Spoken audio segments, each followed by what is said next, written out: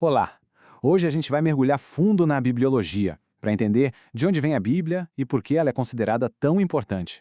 Vamos desvendar juntos as ideias por trás da sua origem e autoridade. E já começamos com a pergunta de US$ 1 milhão, né? Como é que pode um livro ser, ao mesmo tempo, divino e humano?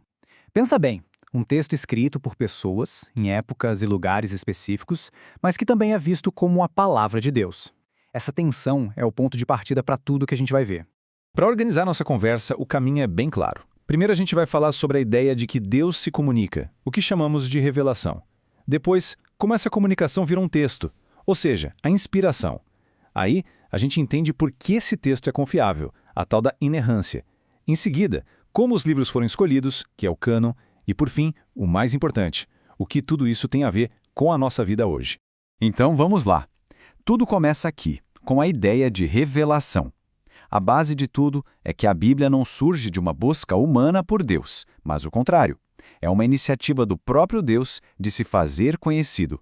O nome técnico para isso é revelação. A palavra vem do grego apocalipsis, que literalmente significa tirar o véu. Então a ideia aqui não é que a gente descobriu algo, mas que Deus revelou Ele mesmo, tirou o véu daquilo que a gente não tinha como saber. E na teologia, essa revelação é dividida em duas.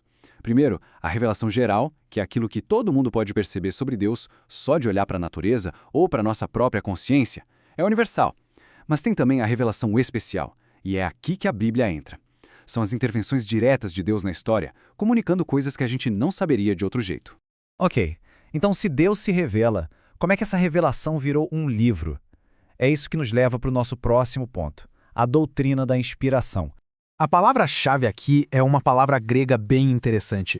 Theopneustos significa, ao pé da letra, soprado por Deus. É muito importante entender que essa não é uma inspiração tipo a de um artista, sabe? É um processo único, onde se acredita que Deus guiou os autores humanos para que o resultado final fosse exatamente o que ele queria dizer. E olha que interessante, o próprio texto bíblico, lá em 2 Timóteo, usa essa palavra para se descrever. A ênfase do termo theopneustos está no produto, ou seja, no texto em si.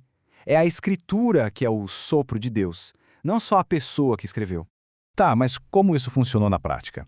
A teologia, em geral, não aceita a ideia de um ditado mecânico, como se os autores fossem robôs só transcrevendo palavras. A visão mais aceita é a da inspiração orgânica. Nesse modelo, Deus usou tudo do autor, a personalidade, o vocabulário, o estilo, até as pesquisas que ele fez. Por isso o resultado é esse paradoxo, um livro 100% divino na origem e 100% humano na forma. E tem uma analogia ótima para ilustrar isso. Um texto em 2 Pedro usa a palavra grega feromenoi, que era usada para descrever um navio sendo levado pelo vento. Pensa só, o navio está ativo, com as velas abertas, mas quem dá a direção e a força é o vento. Da mesma forma, os autores foram conduzidos pelo Espírito Santo, não forçados. Certo, se a Bíblia foi soprada por Deus, qual a consequência disso?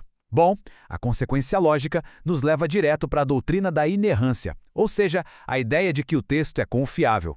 Inerrância, basicamente, é a crença de que os textos originais da Bíblia não contêm erros.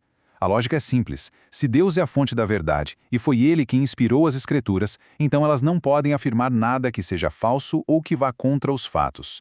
Ah, mas e os aparentes erros científicos? Alguém pode perguntar. Aqui entra um conceito fundamental.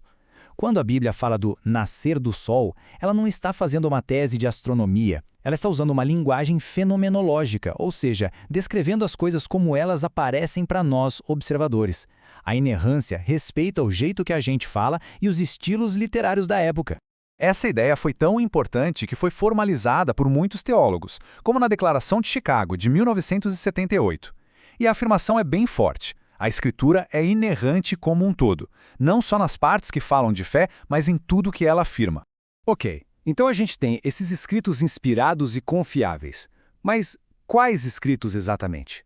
Como foi que essa coleção de livros, que a gente chama de Bíblia, foi formada? Isso nos leva à questão do cânon.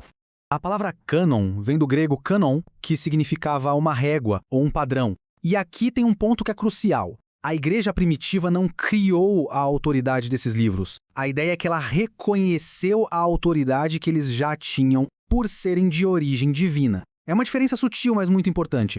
No caso do Antigo Testamento, os critérios para reconhecer um livro eram, por exemplo, se ele tinha autoria profética e se era consistente com a lei de Moisés.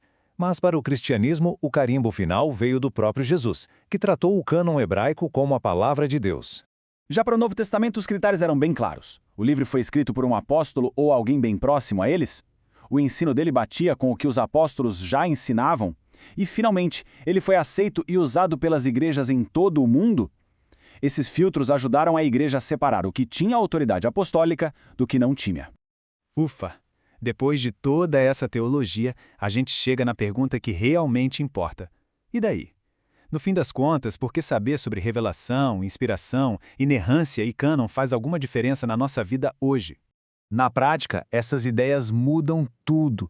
Elas trazem confiança para ler a Bíblia sabendo que ela é a verdade. Levam à submissão, ou seja, a permitir que ela seja a palavra final sobre o que acreditamos e como vivemos, e trazem descanso, a certeza de que ela é suficiente, que não precisamos de nada além dela.